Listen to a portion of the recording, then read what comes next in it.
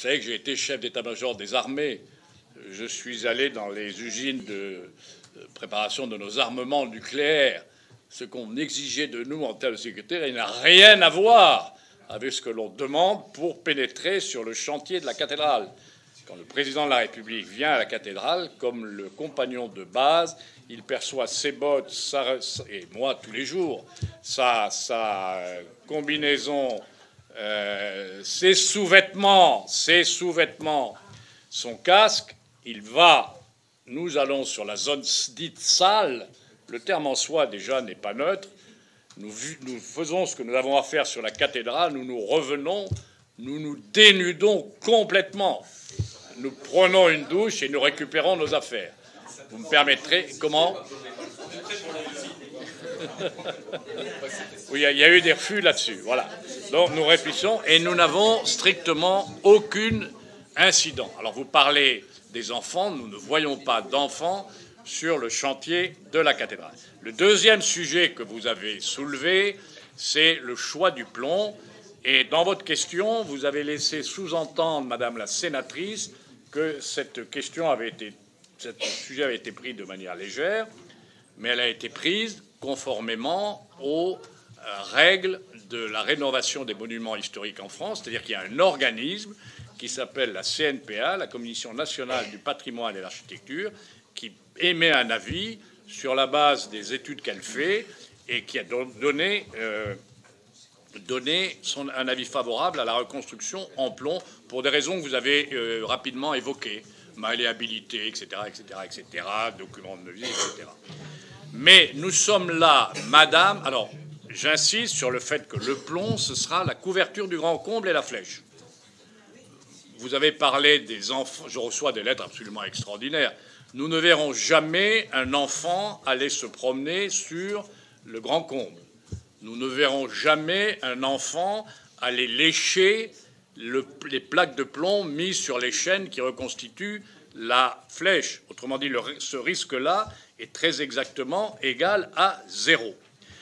Le risque résiduel de l'emploi du plomb sur la couverture du grand comble et la flèche est lié aux eaux de ruissellement.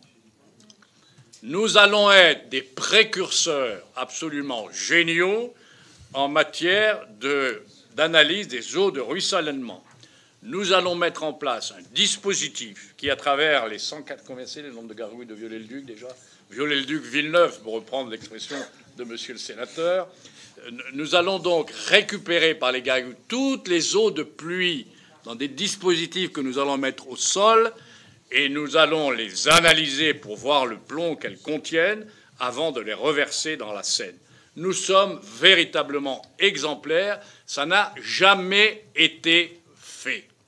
Donc soyez rassurés, aucun enfant de France n'aura de plombémie en raison de la reconstruction du plomb en plomb de Notre-Dame de Paris. J'ajoute que au début, quand j'étais nommé dans cette fonction, je disais je suis commandant de la task force Notre-Dame, etc.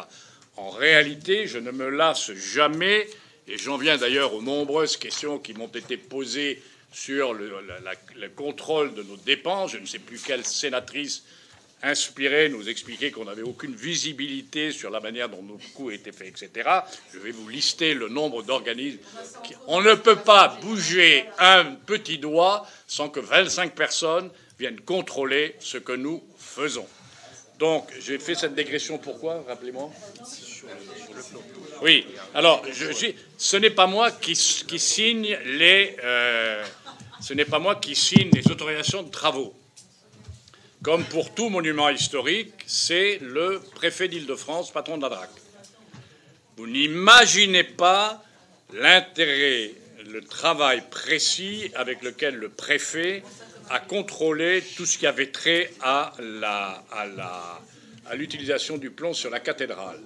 Le document qu'il a signé est un véritable chef-d'œuvre de droit administratif qui prend en compte tout ce qu'il est possible de prendre en compte pour s'entourer de toutes les mesures de précaution possibles et imaginables.